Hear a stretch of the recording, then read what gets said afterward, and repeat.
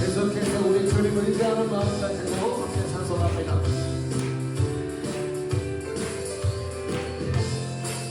구주 예수 의지하니 구주 예수 의지하니 심히 기쁜 일일세 영생 받았으니 의심 이전합시다.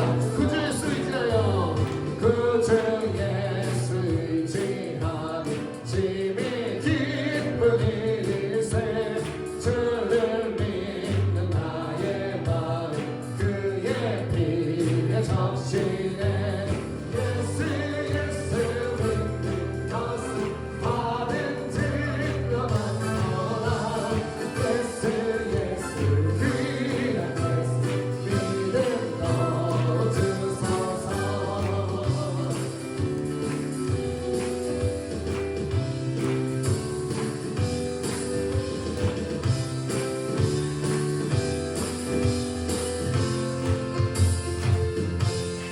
할렐루야. 하나님께 큰 박수 영광 올려드리겠습니다. 할렐루야.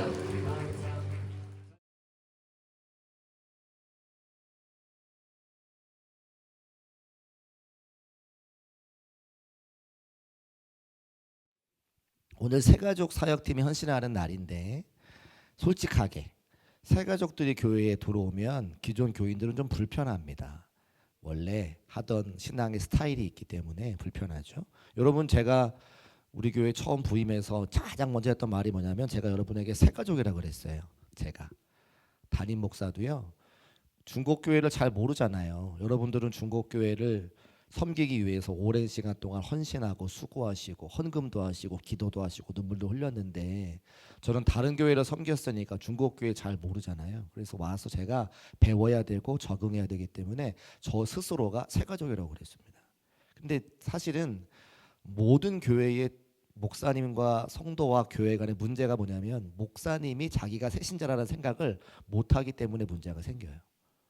나는 담임 목사야, 나는 리더야 라고 생각을 하고 그 교회에 가서 적응할 생각을 하지 않고 교인들이 나에게 맞춰오라고 생각하기 때문에 첫 번째 문제가 생기더라는 거예요. 제가 부목사를 2번 하면서 11년 부목사를 하면서 제가 그걸 알게 됐어요. 목사가 부임하게 되면 그 교회에 특별한 나름대로의 정서가 있고 문화가 있고 함께 성도들이 만들어 온 역사가 있는데 그 역사를 인정하고 받아들이고 내가 거기에 적응을 해 맞춰가야지 내가 했던 대로 내 방식대로 교회를 맞추면 안 된다는 생각을 제가 해서 그래도 조금 덜 어렵게 여러분과 적응하고 목회를 해왔던 것 같아요. 그러니까 똑같은 맥락에서 새가족의 교회로 들어오면 그동안 중국교회에서 신앙생활 해왔던 기존의 성도들과 새로 들어오신 분들이 당연히 문화적인 차이가 신앙적인 차이가 있다 없다? 있다. 그 충격을 잘 받아주고 감수해 가는 게 새가족 사역팀인 거죠. 성경을 찾아보니까 예루살렘 교회가 최초로 세워진 교회예요. 그 예루살렘 교회에서 사람들이 파송이 되어서 안디옥 교회가 세워져요. 그 안디옥은 이방이죠. 근데 예루살렘 교회 성도들과 이방 사람들이 모이는 안디옥 교회 성도들과 신앙의 차이, 신앙의 색깔이 있는 거예요. 그래서 오늘 문제가 뭐냐면 이 15장에 우리가 함께 읽은 내용의 문제가 뭐냐면 그 신앙의 차이를 어떻게 해결하느냐 그걸 오늘 우리에게 보여주고 있죠. 그러니까 오늘 말씀을 잘 보면 새가족위원회뿐만 새가족팀뿐만 아니라 중국교회 성도들이 앞으로 우리 교회가 부흥할 텐데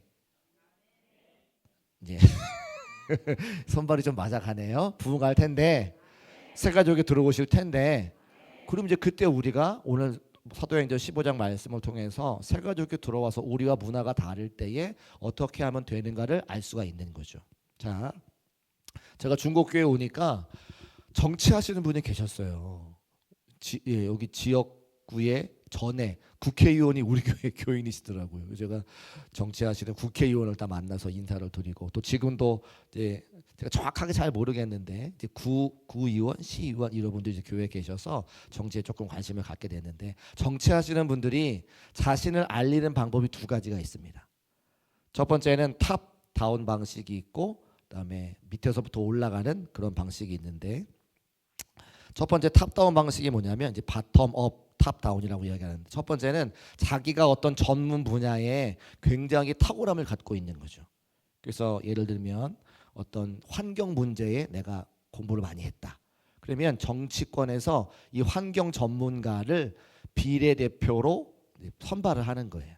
그래서 국회의원으로 만들어가요. 그래서 각 분야의 전문가들을 세워서 교육이면 교육 전문가, 환경이면 환경 전문가, 또 노동이면 노동 전문가를 세워서 그분이 국회의원이 돼가지고 그분을 이제 알리기 시작하는 거예요. 그러면 이제 비례대표로 국회의원 되었다가 그분의 전문성을 통해서 정치권에서 필요하다 그러면 그분을 입당시켜서 이제 그분이 그 다음에 뭐라고 하죠? 그거 이렇게 주는 거, 공천을 주셔가지고 국회의원이 되는 거죠. 이거를 탑다운 방식. 그래서 전문성을 가지고 있는 분을 국회의원으로 만들어가는. 두 번째는 바텀업 방식이라고 해서 기초의원부터 시작하는 거죠. 그래서 동네를 막 다녀요. 모든 사람들 다 만나면서 악수하고 인사드리고 동네의 모든 어려운 문제들을 해결하면서 이제 뭐 예를 들면 구청 뭐 구의원 또 시의원, 국회의원 이렇게 가는 거예요. 구청장 이렇게 가는 거죠. 맞죠? 그렇게 하는 거죠. 그래서 아래부터 지역 민심을 잘 다독이면서 여러 사람들 만나가지고 이제 출마하고 당선되고 국회의원 이제 되는 겁니다. 그래서 위에서부터 내려오는 방식이 있고 아래에서부터 올라가는 방식이 있어요. 북한의 핵 문제도 해결해야 되는데 미국의 대통령들이 북한의 핵 문제를 해결하는 방식도 탑다운 방식이 있고 바텀업 방식이 있더라는 거예요.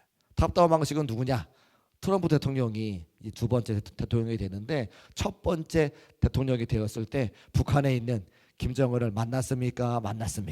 만났죠.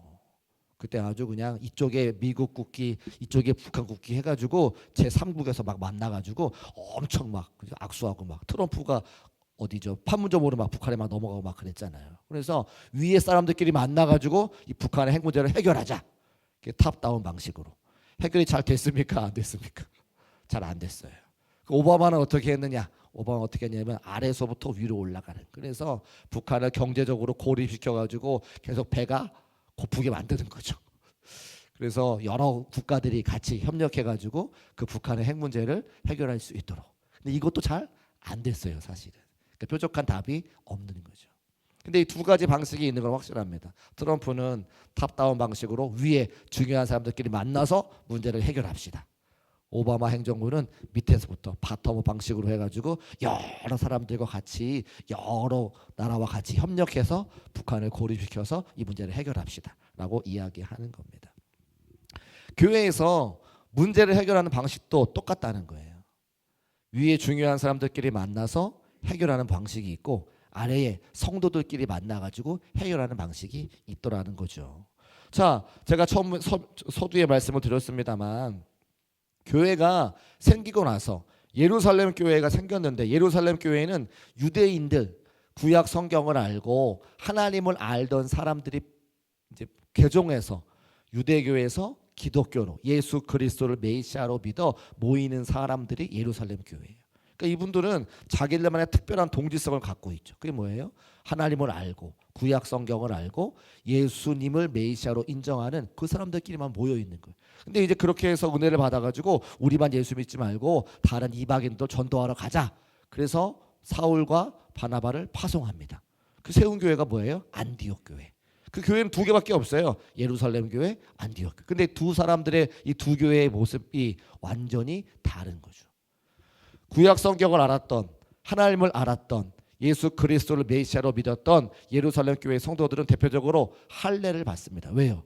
여기는 구약 성경을 알았으니까. 구약 시대에는 할례가 하나님의 백성이 되는 자격 요건이었으니까. 그런데 하나님을 알지 못하고 사도 바울이 증거해서 복음을 듣고 믿음으로 예수 그리스도를 믿어 교회 성도가 된 안디옥 교회 성도들은 할례 받은 사람이 한 명도 없는 거예요. 그러니까 예루살렘 교회 성도들이 안디옥 교회 성도를 바라보면 할례 받지 않았으니까 어떻게 저런 사람들이 기독교 교인이 돼라고 이야기할 거고, 이방 이 안디옥 교회 사람들 예루살렘 교회 바라보면 왜 구약 시대 거 가지고 막 이야기해? 왜 가지고 율법 가지고 이야기해? 믿음 가지고 구원받는 것인데라고 이야기한다는 겁니다.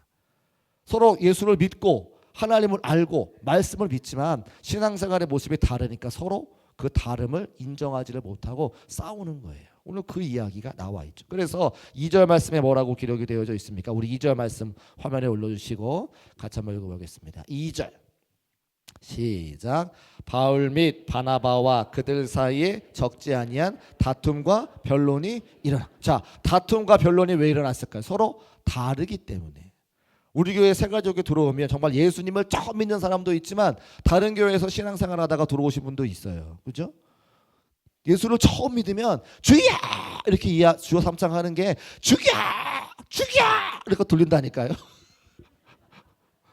그게 다른 거예요. 우리는 주여 삼창 통성으로 뜨겁게 기도하면 괜찮은데 이 사람들은 눈을 처음 보고 저게 뭐 하는 거야, 여기 이단인가 봐 이렇게 해서 교회 떠난다는 거예요. 예수는 처음 믿는 사람은 또 문화가 다르죠. 다른 장로교나 또 순복음이나 다른 교단에서 오신 분들은 감리교단이 이런 거야라고 처음에 저한테 새가족 교육에서 물어보시는 분 많아요. 제가 4주 동안 교육하는데 4주 동안 매번 물어보거든요. 뭐 궁금한 거 있으면 무엇이든 물어보세요 시간입니다. 그러면 첫 주, 둘 주, 셋 주는 말씀을 안 하셔. 넷째 주가 되면 저는 장로교에서 신앙생활 했는데요. 저는 어디 순복음에서 신앙생활 했는데 감리교는 뭔가요? 이렇게 물어보세요. 그래서 그때 막 설명을 해요. 감리교는 메소디스트고 영국에서 태어나고 뭐 어쩌고저쩌고 설명해요. 근데 결과적으로는 다 비슷합니다. 제가 이렇게 그렇게 이야기하죠.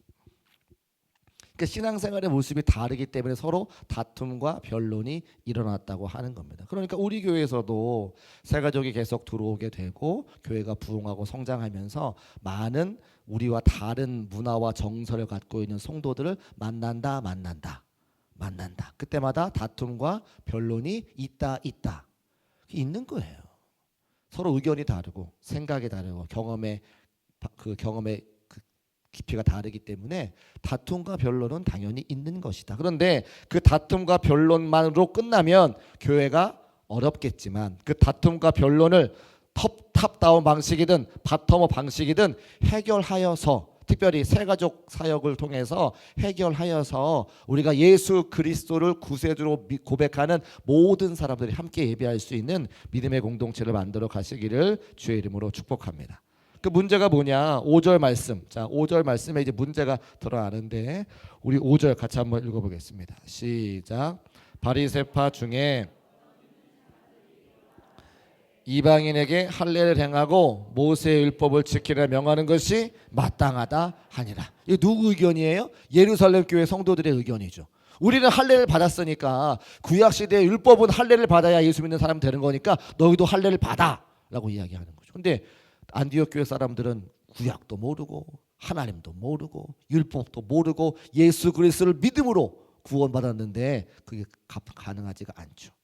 그때의 해결 방식으로 누가 일어나면 베드로가 일어납니다. 베드로는 잘 아시는 것처럼 예루살렘 교회 담임 목사님이거든요. 담임 목사님 딱 나와서 트럼프와 김정은이 만난 것처럼 담임 목사님 딱 나와서 해결하는 거예요. 해결 방식이 어디 있습니까? 7절. 자, 7절 말씀 화면에 올려두시고 우리 7절 한번 읽어보겠습니다. 시작. 많은 변론이 있은 후에 베드로가 일어나 말하되. 자, 거기까지만 읽을게요. 많은 변론이 있었다는 거예요. 서로 이야기할 수 있다 없다? 있다. 이야기해야 된다. 우리는 이렇게 신앙생활을 해왔고 밖에서 들어오신 분들 이렇게 신앙생활을 해왔기 때문에 서로 간에 차이점이 무엇인지 말할 수 있어요. 그 교회는 사실은 말해야 돼요. 말이 많아야 돼요. 이런 의견 저런 의견 다 있어요. 그런데 그때의 의견을 다 듣고 나서 누가? 베드로가 일어나 말하되. 세워진 권위를 가진 임원들이 말하되 라고 하는 거죠. 그래서 그때 정리하는 거예요. 그래, 우리는 하나님을 알고 구약 성경을 알고 율법을 알아서 할례를 받았지만 너희들은 믿음으로 구원받았으니까 꼭 할례 받지 않아도 된다. 또 베드로 사도가 오늘 저 이야기를 할 수 있도록 고넬료 사건을 경험할 수 있도록 하나님께서 먼저 이 베드로의 삶을 바꿔주셨어요.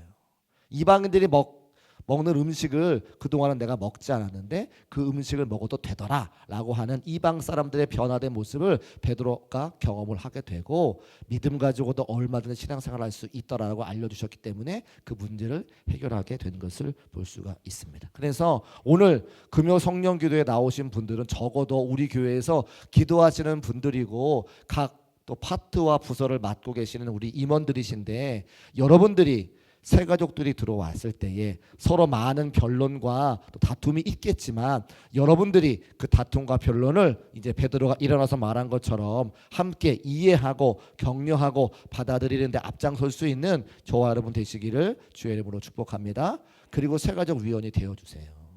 새 가족 위원들은 우리 새 가족 분들의 편이 되어서 그분들의 목소리에 귀를 기울이고 또 설명하고 위로하고 격려할 수 있는 새가족 사역들 되시기를 주의 이름으로 축복합니다. 그런데 그것으로 끝난 것이 아니라 오늘 읽지 않았는데 12절 말씀 보면 이제 바텀업 성도들과 성도들 사이에서 이 문제를 해결하기 위한 움직임을 보여요. 그게 누구냐? 바나바와 바울. 자, 12절 말씀. 12절 같이 한번 읽어보겠습니다. 시작. 온 무리가 가만히 있어 바나바와 바울이 하나님께서 자기들로 말미암아 이방인 중에서 행하신 표적과 기사에 대하여 말하는 것을 듣더니 아멘. 자, 위에서 움직이는 사람들은 이제 베드로 사도께서 담임 목사님께서 이야기하셨고 임원들이 이야기했고 이제 바닥에서 누가 이야기합니까? 바나바와 사도 바울. 이들은 실제로 다니면서 사람들에게 복음을 증거하고 그 사람들을 구원해서 안디옥 교회를 만든 사람이죠. 그러니까 식으로 말하면 바나바 사역하시는 분들이에요. 누구보다도 새가족이 우리 교회에 어떻게 들어오게 됐는지, 새가족이 지금 어떻게 신앙생활을 하고 있는지, 무엇 때문에 우리 교회에 왔는지를 알고 그들의 편에 서 있는 사람. 그래서 위로도 하고 격려도 하고 또 오해가 있으면 풀어주기도 하고 그 새 가족의 편이 되어서 그 새 가족이 우리 교회에 들어와서 함께 아름다운 믿음의 공동체를 만들어갈 수 있도록 아주 풀뿌리와 같이 밑에서 만나주는 사람, 그 사람이 바나바와 사도 바울인 것을 알 수가 있죠. 바로 그분들이 새 가족 사역위원회, 새 가족 사역팀이라고 하는 겁니다. 그래서 새 가족으로 들어오신 분들 마음을 한 분 한 분 위로해드리고 격려해드리고 알아드리면 그분들이 떠나가지 아니하고 우리 교회에 정착해서 뿌리를 내려 아름다운 신앙의 열매를 거두게 될 줄로 믿습니다. 그러니까 두 가지 해결의 방법이 있다는 거예요. 위에서 임원들이 이야기하고 담임 목회자가 이야기하고 함께 성도들이 만나서 해결하는 방법.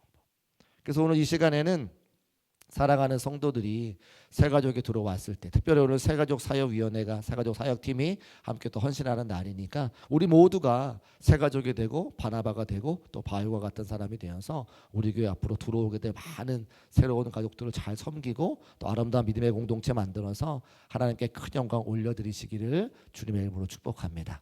그리고 내가 새가족이라고 하면 다를 수 있다. 내가 지금까지 살아온 삶의 모습과 또 교회에 함께 모여서 공동체를 이루어갔던 성도들의 모습이 다를 수 있다라고 하는 것을 인정하고 그 다름의 간격을 좁혀가는 것이 신앙생활의 첫 출발점이다라고 하는 것을 기억하고 함께 서로 양보하고 격려하고 사랑하고 보듬어 주어서 아름다운 믿음의 공동체 만들어 가시기를 다시 한번 주의 이름으로 축복합니다.